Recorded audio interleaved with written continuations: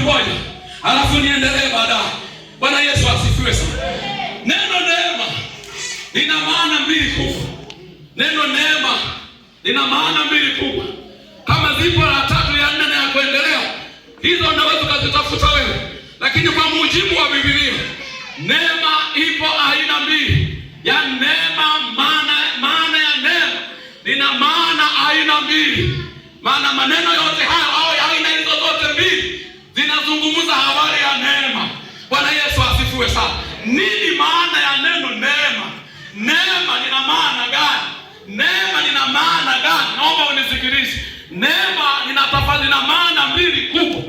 Maana ya kwanza, neema maana yake ni upendeleo wa kimungu ambao hatukustahili. Ni upendeleo wa kimungu ambao hatukustahili. Petro anasema Mungu hana upendeleo. Bwana Yesu asifiwe sana. Ni upendeleo wa kimungu ambao hatukustahili. Katika wokovu huu hatukustahili. Hata kuwepo hapa hatukustahili. Hivyo ulivyo haukustahili. Ni neema ya Mungu tu. Ni upendeleo wake. Haleluya, haleluya.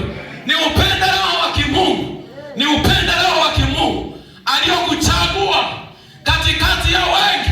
Amekuchagua katikati ya watu wengi. Amekuchagua katikati ya wanaume wengi. Amekuchagua katikati ya wanawake wengi. Amekuchagua katikati ya mabinti wengi. Amekuchagua katikati ya vijana wengi. Amekuchagua katikati ya watu wengi. Amekuchagua, amekuchagua, amekuchagua, amekuchagua, amekuchagua. Hukupiga kampeni, hukupiga kampeni kama anavyopiga wanasiasa. Hukupiga kampeni ili uweze kuchaguliwa, bali ni upendeleo wa Mungu ndio umekuita wewe. Umekaa hapa. Haleluya. Tumshangilie Bwana kwa makofi mengi. Haleluya, haleluya. Ni sawa sawa mfano ulio hai. Ni sawa sawa na kijana anayetafuta mke wa kuoa. Anapotafuta mke wa kuoa, si kwamba haoni wanawake. Anaona wanawake wengi wanaokwepa, wanaopita mbele yake, wa kila aina, wa kila sampo, wa kila kabila, wa kila maumbile, wa kila aina, wa kila kitu, wa kila kitu, wa kila lolote. Anaona wote. Anapowaona wote, mwisho wa siku anachagua mmoja. Anachagua mmoja. Yule anayemchagua, sidhani kwamba anakuwa na kampeni kwamba mchague. Sidhani kwamba anakuwa na kujipendekeza ili amchague. Kijana wa kiume anamuona yule ambaye atakayegusa moyo wake kwamba huyu atanifaa kuwa ndiye mke wangu, nitakayetembea naye, nitakayeishi naye, nitakayepita naye kwenye changamoto zote, kwenye mapito yote. Anakuwa amejihakikishia kwamba mwanamke huyu ndiye atakayenifaa. Ndio anapata ujasiri wa kusema nimekupenda. Anaposema nimekupenda, maana yake amepiga mahesabu yote. Yuko tayari kumbeba yule mwanamke na kutembea naye siku zote na kwenda naye katika safari, katika raha na shida, katika ugonjwa na uzima. Atatembea naye kwa sababu alimpenda. Hata mwisho wa safari, pakitokea changamoto yoyote, yule mwanamke atamlinda, atampigania, atamtetea, kwa sababu huyo ndiye chaguo lake, ndiye aliyempenda katikati ya wanawake wote. Haleluya, haleluya. Ndicho Mungu alichokifanya, kukuchagua wewe. Amekupendelea katikati ya ndugu, katika familia yetu. Wako wapagani wengi kwenye familia, lakini Mungu amekuchagua wewe ili uje kwake. Amekuchagua wewe kwenye ubalozi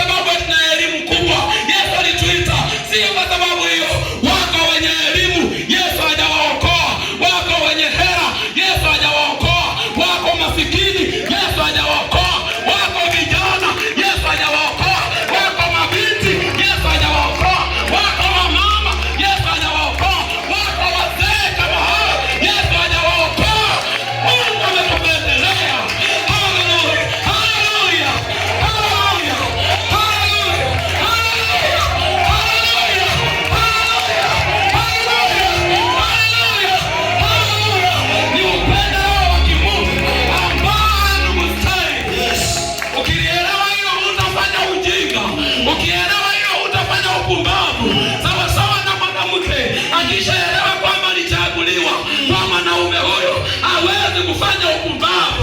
Kama anatolewa na mahali, hawezi kufanya upumbavu. Ndugu zangu, tumependelewa. Ndugu zangu, tumependelewa. Biblia sehemu nyingine inasema mumenunuliwa kwa thamani. Mumenunuliwa kwa thamani. Si kupendelewa tu. Yesu ametununua kwa thamani. Ametununua kwa thamani. Ametununua kwa thamani. Ametununua kwa thamani.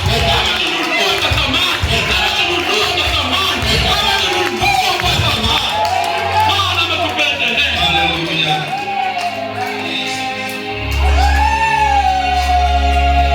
Petro anasema ndio maana anajishughulisha sana na mambo.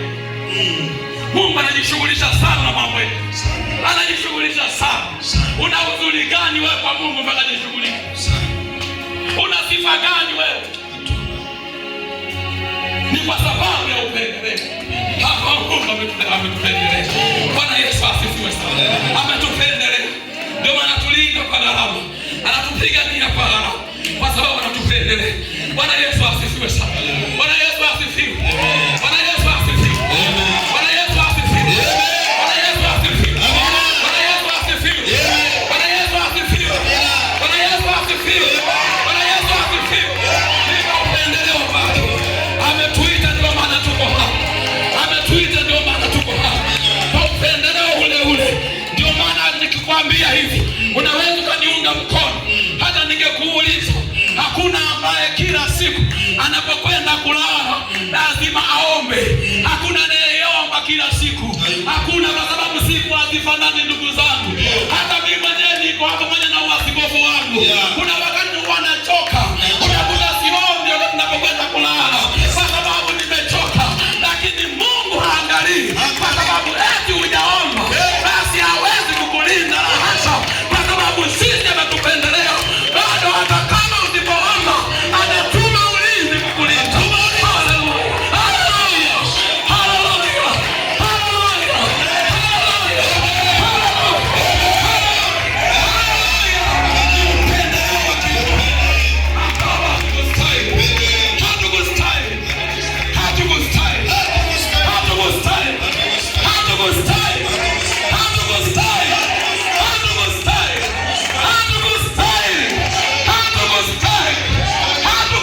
Bwana ametulinda.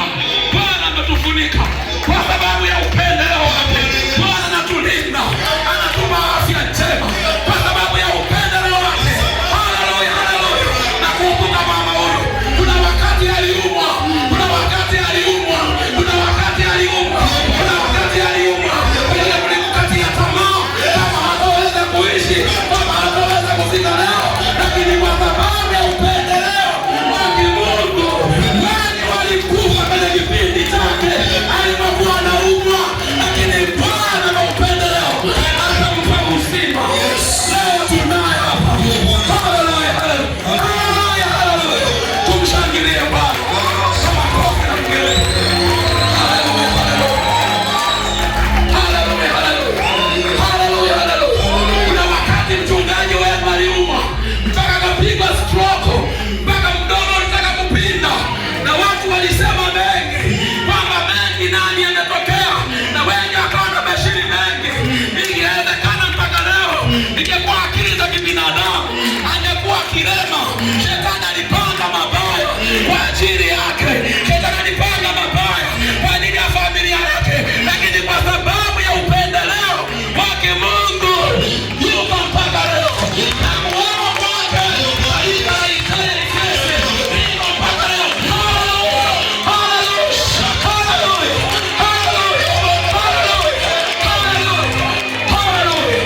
Ni upendeleo wa kimungu ambao hatukustahili. Hatukustahili sisi. Hatukustahili. Hatukustahili. Walikuwepo wenye kustahili. Walikuwepo ambao wangestahili. Lakini sisi hatukustahili. Una nini wewe mpaka uko leo? Wangapi wamekufa? Tumewazika. Wangapi wamehudhuria mazishi yao? Ni wengi. Lakini Bwana amekupendelea. Una uzuri gani? Una sifa gani nzuri? Ni kwa sababu tu ya upendeleo wa kimungu. Biblia inasema Mungu hana upendo. Haleluya. Bwana Yesu asifiwe. Bwana Yesu asifiwe. Bwana Yesu asifiwe. Bwana Yesu asifiwe. Lakini maana ya pili ya neema, maana ya pili ya neema ni nguvu ya Mungu ya kutuwezesha. Ni nguvu ya Mungu ya kutuwezesha. Bwana Yesu asifiwe sana. Hata ninapohubiri hapa, ni nguvu ya Mungu ya kutuwezesha. Sio miungu ya akina Mwasira, sio miungu ya madhabahu na mababu zangu. Hapana, ni nguvu ya Mungu inayoniwezesha. Haleluya, inaniwezesha. Nimemhubiri Yesu kutoka mwaka 82. Ninamtumikia Mungu, nimeanza kuhubiri mpaka leo hii. Kilichonifanya nifike hapa ni kitu gani? Ni kwa sababu ya nguvu ya Mungu ya kuniwezesha. Na wewe upo hapa kwa sababu ya nguvu ya Mungu ya kukuwezesha. Hakuna jambo tunalolifanya sisi wenyewe mpaka tupate nguvu ya Mungu ya kutuwezesha. Iko nguvu inayotuwezesha, iko nguvu inayotuwezesha, iko nguvu inayotuwezesha, iko nguvu inayotenda kazi ndani yetu inayotuwezesha. Tunavuka pasipovukika, tunapita pasipopitika, tunaenda pasipoendeka, tunaishi pasiposhishika, tunaishi mahali ambapo wengine hawawezi, sisi tunaweza. Haleluya, haleluya. Ni nguvu ya Mungu ya kutuwezesha. Haleluya, haleluya, haleluya, haleluya. Kabla sijaendelea mbele, nikupe mfano mmoja kwenye Biblia. Wakati Paulo anazunguka, anatembea kwenye safari yake ya 4, ile ya kwenda Rumi, achana na zile safari 3 za umisheni alizoweza kuzifanya kama amemaliza salama, lakini anapoanza safari ya 4 ya kwenda Rumi, Biblia inasema ya kwamba wakapanda merikebu. Walipopanda merikebu, wakaanza kusafiri. Wanapoelekea Rumi, ukafika usiku. Ulipofika usiku, bahari ikawachafukia. Bahari ilipowachafukia, chombo kikaanza kusumbua. Chombo kikaanza kusumbua, meli ile ikawasumbua. Wote waliokuwa mle ndani walikata tamaa. Kumbuka ilikuwa ni giza, wala mwanga haupo. Kama hawaelewi wako eneo gani hapo. Ikafika sehemu kibinadamu walikata tamaa. Wote waliokuwa mle walikata tamaa, maana bahari imeharibika, bahari imechafuka, mambo ni magumu, mawimbi yamepanda, chombo kinayumba, chombo kinasumbua, maji yanaanza kuingia hata ndani.